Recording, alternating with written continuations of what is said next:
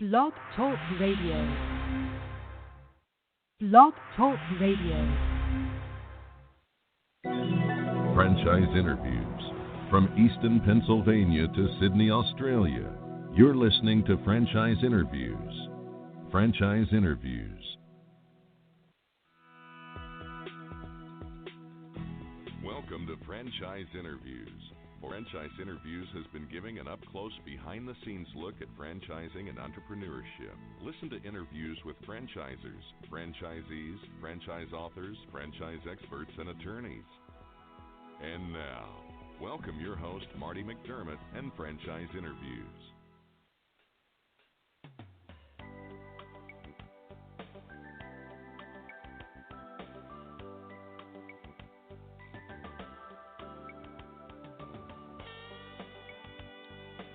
Hi, everyone, and welcome to a very special edition of Franchise Interviews, where for over 10 years now, we've been asking the entrepreneurs one-on-one. I'm your host, Marty McDermott. I'm the president of Franchise Interviews, and we have a great show today.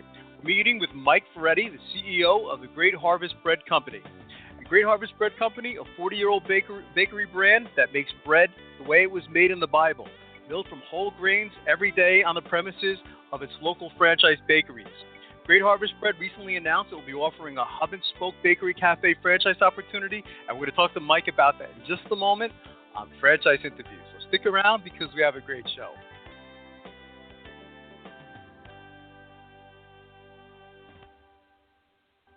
The Stone Coat Franchise Opportunity. Are you looking for a unique and lucrative franchise opportunity? If so, take a look at Stone Coat. With a patented process which creates a true stone finish on almost any wall or ceiling, Stone Coat is a true game-changing product in the multi-billion-dollar construction industry. Stone Coat is applied faster, cleaner, and cheaper than conventional quarried stone, which saves both time and money. With advantages in remodel and new construction of both residential and commercial projects, Stone Coat is a true crossover product.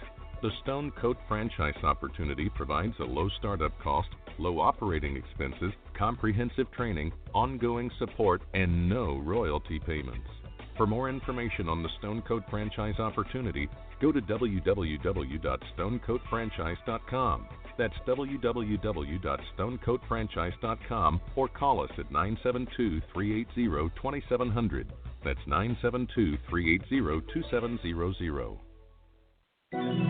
Franchise Interviews. From Easton, Pennsylvania to Sydney, Australia, you're listening to Franchise Interviews. Franchise Interviews.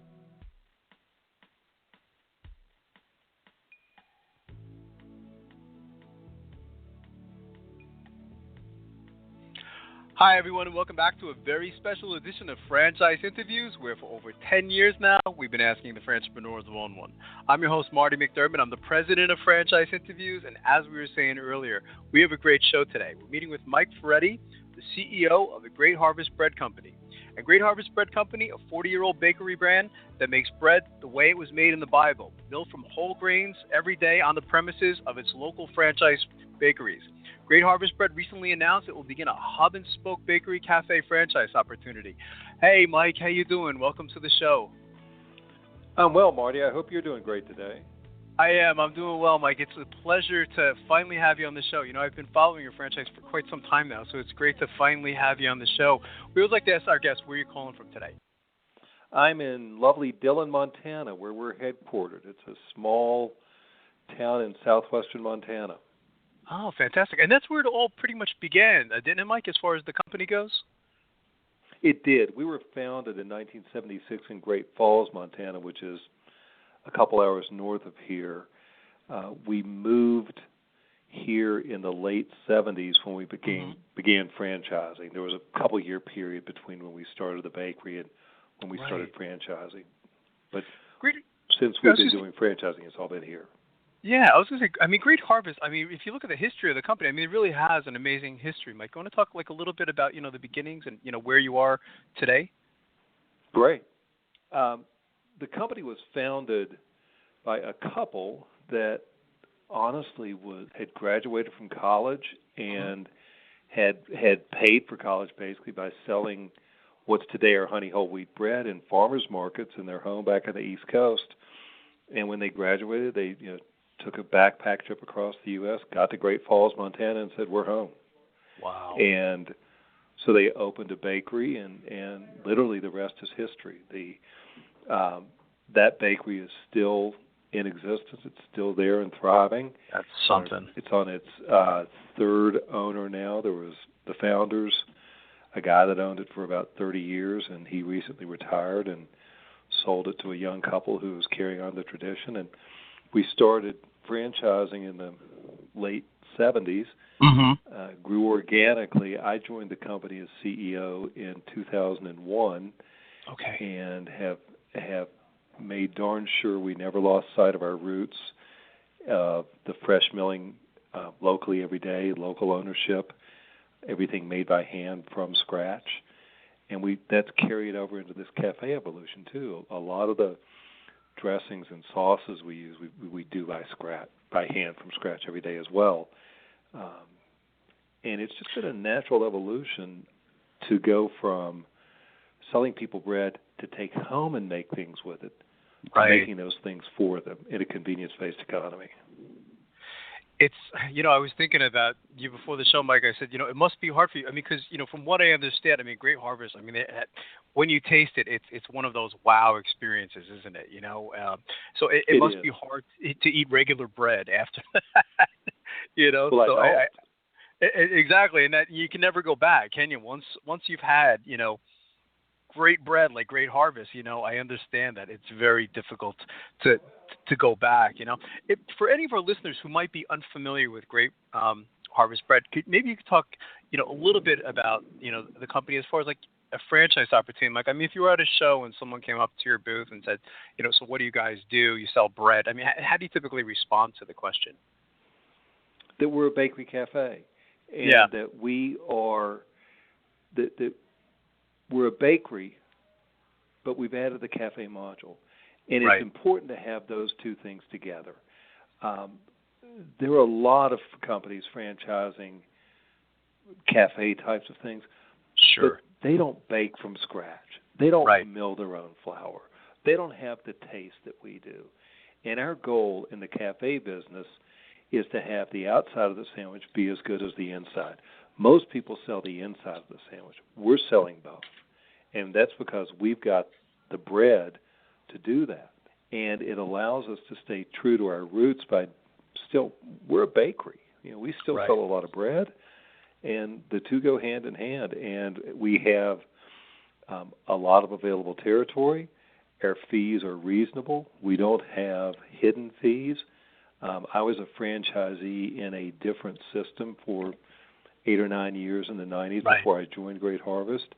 And so I've never lost sight of the fact that, gosh, those guys matter, that they have to make money too. It's not just about, opening stores. It's about opening profitable stores. And so we've got a very favorable fee structure, a very favorable territory system, and we've got a product that's just killer. What's one of your favorites when you go into your own bakeries, Mike? You get to visit a lot of franchises. Do you have a particular favorite? And, there's a nice, a menu to Great Harvest Company as well, isn't there? There is. And I think it depends on the day part. Sure. But when speaking in terms of lunch, which I think is what you're really looking for, my favorite is a vegetarian sandwich. We make our own hummus. It's done on our Dakota bread, which is my favorite bread. Wow. And it's full of fresh vegetables. And I, for health reasons, really limit my sodium intake. Right. And so that's a pretty low sodium product for a lunchtime eat out deal, and it's healthy and it tastes just great. We developed that specific product for a vegetarian taste profile because that was a hole in our menu 3 or 4 years ago. And it's a little bit niche. Sure. But we've got a couple turkey and roast beef sandwiches that are great as well. We've just introduced a grown-up grilled cheese. It's grilled cheese with a pepper jelly for a little bit of a bite and apples and bacon. Wow. I could eat that every day. I intentionally made sure I ate before this show, by the way, just so you know. I knew if I spoke to you today, I said I would be starving throughout the interview, and my mind would be wandering all over the place about bread. I know the feeling. I imagine you do. The company did something interesting recently, Mike. As you know, they announced that it'll be offering the hub and spoke bakery-café franchise opportunity, and with that model, franchisees can purchase a large territory that include a single great harvest bread company, and then they can kind of like spread out with cafe units. Did you want to talk a little bit about that? Because I thought that was an interesting concept. I do. When we're baking our own bread, we've got commercial size and great ovens, and we've got 24 hours a day. Right. And those take up space. Sure. And in prime retail space, that's expensive. So we've gone looking for a couple of solutions, and I started working on this about 5 years ago. How can we cut 500 square feet out of our location to be able to allow us to go into more urban areas or higher priced areas? And the way was to bake the bread in one location that's still a strong retail Class A location, but then it could also service other cafes that still bake all the biscuits, the muffins, the scones, the cookies, the brownies. So you still have a bakery, but the bread is baked in one location and supports 3 or 4. And the smaller locations are much more flexible in terms of where they can go in a retail perspective. They're much more affordable because they can either be smaller or can have more seats, which allows for more revenue turns. And it still is the same great product because it's not a frozen par-baked product that somebody's shipping in from a commissary 2 states away. It's still made in your market from flour milled in your market. And we do have restrictions on how far apart they can be because we want to maintain the freshness. Of course. And pretty severe restrictions on how quickly the bread has to be used. So it's the same great product. It's just it's a more efficient business model for the bread oven as well as the customer. And that's the whole key to your business model as well, Mike. And it was interesting in the introduction. I love how Great Harvest Bread says, you're making it the way the Bible suggests it. Is milled from whole grains every day on premises. And it's like this old technology. But how are you using technology today in the business, Mike? Maybe versus a decade ago. Has technology had a big impact? It has operationally. I think, like everybody else, we live in a smartphone, tablet, app era. Right. And so we're rolling out a national loyalty order ahead program right now that's iPhone and Android based. We've just redone our website. We have been searching for a solution on a POS basis that's affordable. Our stores don't need a gourmet 5-star restaurant POS system. We need something that's affordable that we can work with. The iPad-based POS revolution gave us that, and we finally worked one out to where it can give us the data analytics we need. I'm an accountant by background, and so the nerd in me really wants those analytics, and we've just now gotten to the point where we're rolling that system out as well. That's fantastic. You're in a pretty big industry, Mike, aren't you? Are there any numbers as far as, I imagine, I guess, in the billions, but are there any hard numbers as far as how big your industry is? Well, the bread business is in the billions. Yeah. And you can segment it as many, I could say slice and dice and have a bad pun, but you can slice the bread business however you want it. And it's still billions and billions of dollars. Sure. And the lunchtime market, is the same size. So, with our little 200-store chain, and collectively our stores do low 9 figures, which is not a small chain. There's ample room for us to grow. That's fantastic. The majority of our listeners, Mike, we call them aspiring franchipreneurs. Most of them know that they want to get into franchising. What do you look for then in your franchisees? Do you look for any specific types of characteristics? We do. We want people with a proven track record It doesn't have to necessarily be in baking or in in franchising or in food. We're looking for somebody that's gotten things done. And we're also looking for, frankly, people that have enough of a balance sheet to make this work. And it's interesting, I mean, comparing, Great Harvest Bread against, maybe some other companies out there, it seems like your model is, I guess we could say, a less expensive, maybe initial investment, maybe compared to some other companies out there. Is that fair to say? We think it is. Yeah, that's a simple answer. We think we are a very affordable. It is. I've been on that side of the table. Right. And I've always done a very good job, I think, of trying to keep these things affordable. One of the things we've just done on January 3rd of this year was cut our franchise fee by a significant margin just to try and keep things even more affordable. I've been really harping on our development team to find ways to keep cutting costs. And finally I said, I need to step up and cut the cost too. So we've just reduced our franchise fee from $38,000 to, we've got 3 different fees for 3 different size territories now, but the one that's the most affordable that we'll sell the most of is $20,000. So we just cut our franchise fee almost in half. Wow. It sounds like your background in accounting and I think your experience as being a franchisee has helped you empathize more, maybe even more so than the average person with your franchisees. Is that fair to say? I think other franchisors would say too much. Yeah. But I think that's important. Our franchisees need to be successful and happy for us to keep growing. If you describe your franchisees, Mike, I mean, what were some of their backgrounds? Like, I've done some research on the company, and I've seen some like husband and wife franchisees, and I kind of wonder, what were some of them doing, again, before even getting into becoming a franchisee? Most of our people come out of corporate America, and they tend to be, people that are in middle-aged that want to change or have reached a point in their career where they can make a change. Right. We also are seeing some second-generation ownership now, people that have grown up with their parents being franchisees and that they do the same.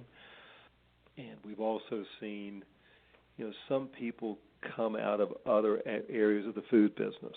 Either we have one franchisee who was a food scientist for one of the big food companies that was with us for about 15 years. Yeah, it's a pretty diverse background. And that's important too, for your franchise as well, to have that diversity, I guess, So I think that's very important. What's the training like, Mike? I mean, once, you decide that you do like them and they like you, and they want to come aboard as a franchisee, does the training typically take place out in Montana? Is that how it works, or? There's a combination of things, and honestly, we're in the process of redoing some of our training. Okay. There's a 3-week program in Montana that we call Great Harvest University. It's 3 distinct weeks. You have a week of baking fundamentals where we teach you how to bake, breads, cookies, sweets, bars, the whole gambit.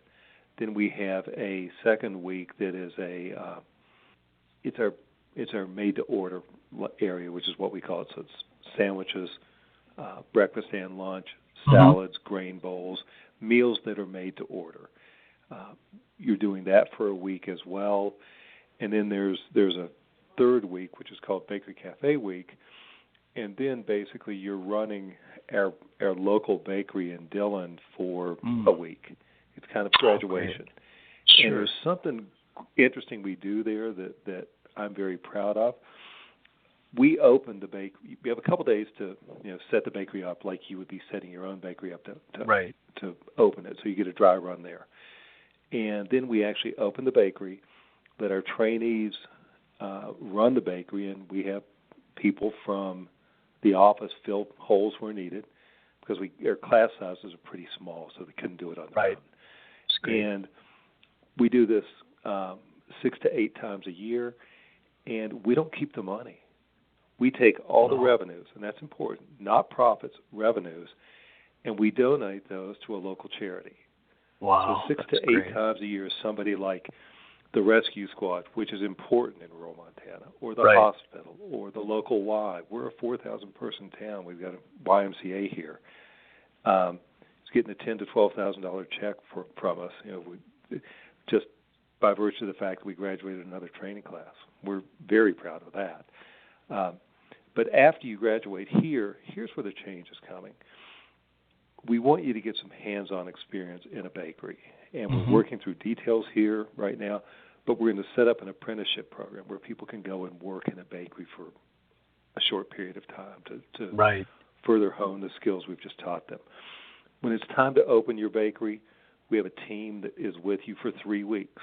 We have Wow. a team that comes in the week before your opening week to make sure you're set up properly and you've got your crew trained. Your opening week, we further train your crew. We dry, soft open for a couple of days, and we have a grand opening. And then we have a team that stays with you for one more week just to make sure things are running smoothly.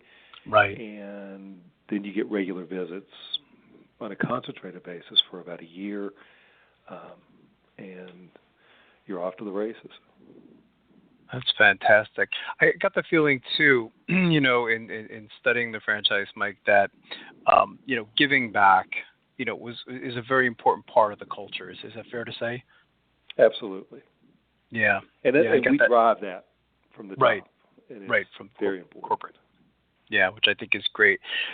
How would you describe a typical day like for a franchisee, Mike? I mean, when you typically think of bread, you think of it, the bread is I was born in Brooklyn, New York, and I remember like the bakers like 2 o'clock, 3 o'clock in the morning, making bread. What's the process like for your franchisees? I mean, is there such a thing as a typical day? I don't think any small business owner has a typical day. Mm-hmm. I can tell you what an ideal day may be like. Mm-hmm. And the Brooklyn baker you've described is who we were 10 years ago. We wanted owners to be the bakers. As Right. we have evolved and grown, we want owners to be managers. And that has evolved in our training as well. 10 years ago, you would come to your 3-week training program, which we call Great Harvest University, and we would teach you to do everything. Now, there's an equal emphasis on teaching you how to be a teacher so that you can hire the baker to come in at, it's 4 in the morning in our system, but earlier than most of us want to get up. Sure. And so that you're working on managing the business as opposed to baking the bread. And that way you can do the marketing that's necessary. You can be the face of the bakery in the community. I mean, let's face it. If I get up at 3 in the morning and I'm baking from 4 to noon or 4 to 11, do I have energy to go support a half marathon or a 10K or a softball event or a PTA? Somebody might, but I don't. Sure, I wouldn't either. one of those things has to give.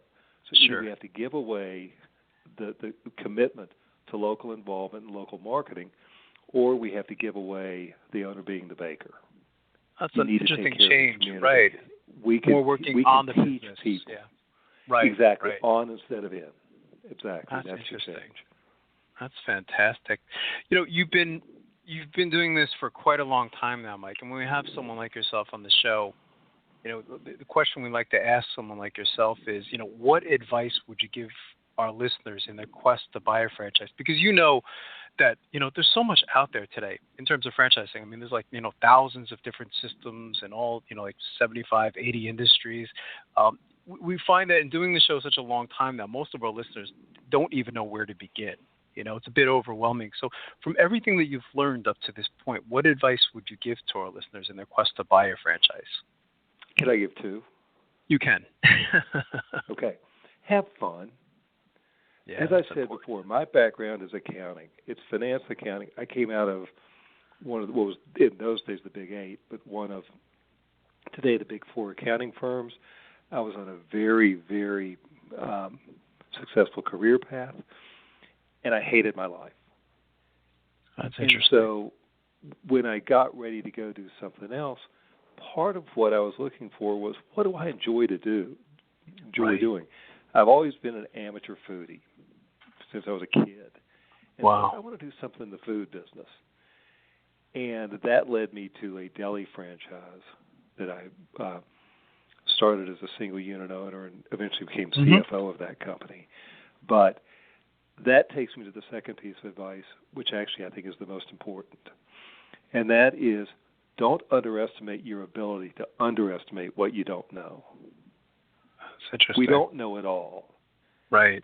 And if you think you even know half of it, you're wrong. There are a million things that can go wrong in any situation. And I might be smart enough on a good day to think of 50 of them. And so, right. Those other 950 can smack you and smack you hard. So you need a support system and an attitude that gets you through those days. And that's where franchising comes in. Yeah, we've been asking that question now for 10 years, and I think that's one of the best responses we have. We have this Great Quotes in Franchising podcast, and we're going to put that one up there, Mike, if you don't mind. I think it's great thank you. Absolutely. advice to our listeners. I think that's fantastic advice. So, I can ask you the next question. I mean, what are, Great Harvest Bread Company's plans for the future, Mike? I mean, if you could look into a crystal ball maybe 3 to 5 years down the road, where do you see the organization? An evolution of where we are now. I think we just keep getting better and better. The hub and spoke is brand new to us. Right. I think that we can, in 5 years, I think we can grow by 50 to 75%. I'd like to see us be 300 to 350 units in that period of time. And we can do it without sacrificing quality or integrity. That's key. Right. That's key. Those two things absolutely will always drive what we do. It's got to be product first, integrity second, and the rest takes care of itself. That's well said. What's the best way for our listeners to get more information on Great Harvest Bread, Mike? As the product and, of course, as the franchise opportunity, any websites that you'd like them to go to? Absolutely. Well, we don't need the www anymore, but greatharvest.com. It's that simple. And that homepage allows you to choose whether you want to investigate the food, investigate buying a single unit, or investigate buying a multi-unit territory. That's a great Very website. Easy to get to. Yeah, I've been on the website. It's user-friendly. Yeah, there's a lot of great information on it. I think you guys did a great job with the website, so I think it's fantastic. And it's been a privilege for me to finally have you on the show, Mike, and I'd already like to invite you back next year, as we can, investigate, this new concept that you guys are working on, with the hub and spoke. I'm fascinated to learn more about that. I think that's going to be a very successful part of the organization, so I think that's terrific. Would love to come back and give you an update. It's been great to have you on the show, Mike, and we'll be right back with more franchise interviews. Coming up on segment 2, you're going to hear what every franchisepreneur needs to know before buying a franchise.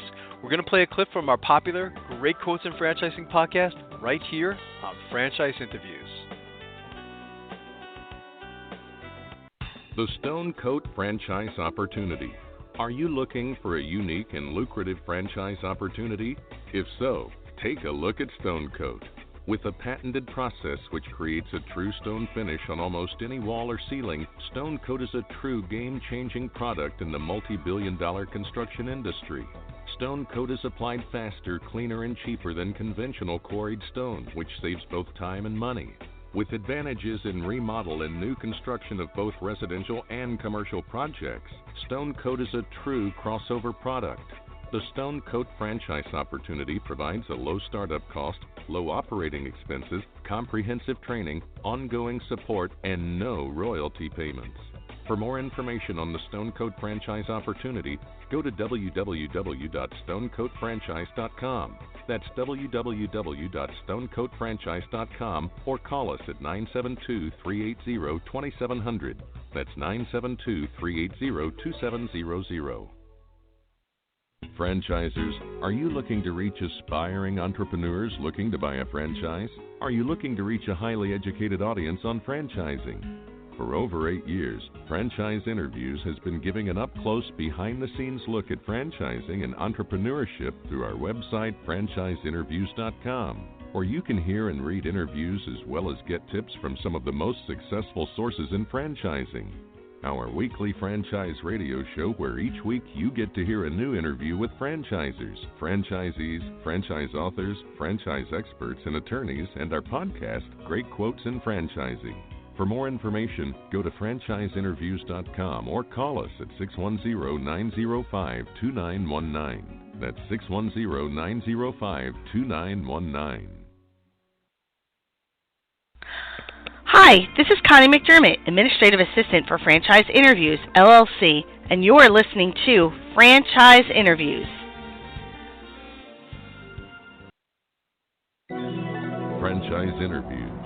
From Easton, Pennsylvania to Sydney, Australia, you're listening to Franchise Interviews. Franchise Interviews. Hi everyone, this is Marty McDermott from Franchise Interviews, and welcome to another edition of Great Quotes in Franchising, where each podcast you get to hear a great quote in franchising. You know, Franchise Interviews has been hosting franchise interviews for almost 6 years now and almost 300 shows, and during that time we've had some incredible quotes on our show. Today you're going to get to hear from Art Collet, who is the president of Alpha Graphics, and Art has a wonderful quote. He says that franchising is one of the greatest inventions for small business, and he kind of expands why, so here we go.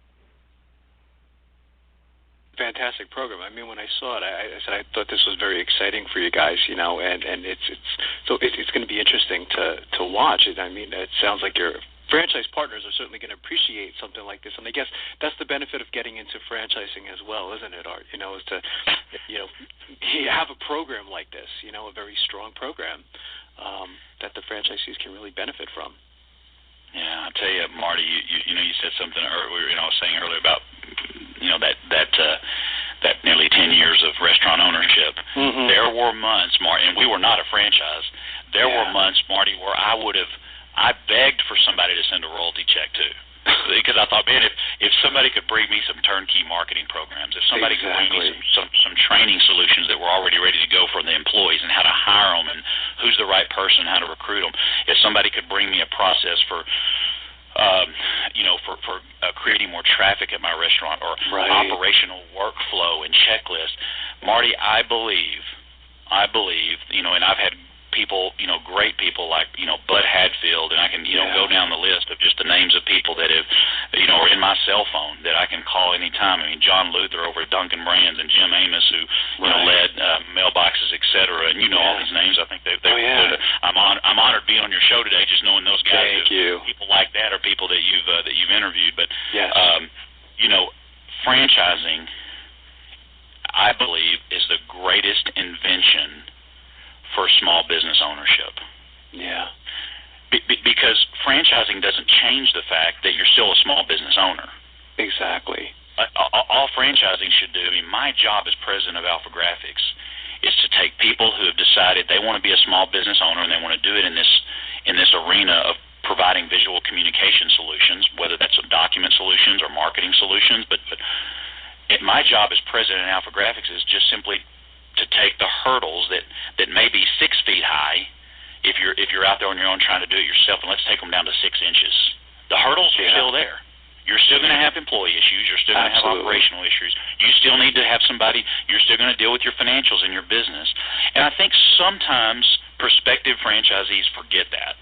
Yes. They forget that they're still. They may possibly think the franchisor is going to take those problems away. And there are some that we do remove off the table, but for the most part, they're all still there.